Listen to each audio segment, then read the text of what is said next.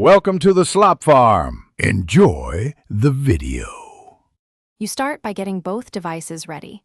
Enable AnyView Cast on the Hisense and make sure your iPhone and TV share the same Wi-Fi network. Once done, confirm signal strength and leave Bluetooth active so discovery works smoothly. If AnyView Cast isn't visible, install a compatible receiver app on the TV. This bridges compatibility gaps. Make sure the TV input is set to the AnyView Cast source so the device is discoverable. Now you're ready to initiate casting from the iPhone. You now initiate the cast.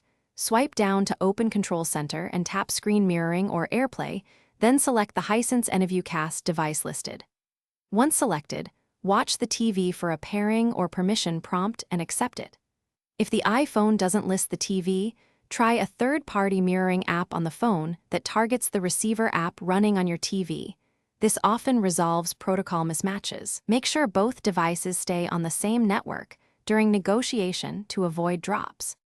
Complete the session by checking audio and video sync and adjusting the TV resolution if playback stutters.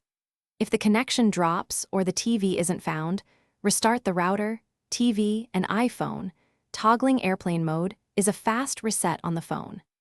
Make sure both devices have current firmware or iOS updates, and if problems persist, try casting from another phone to determine whether the Hisense or the iPhone is the issue. One key tip: disable VPNs on the iPhone while casting.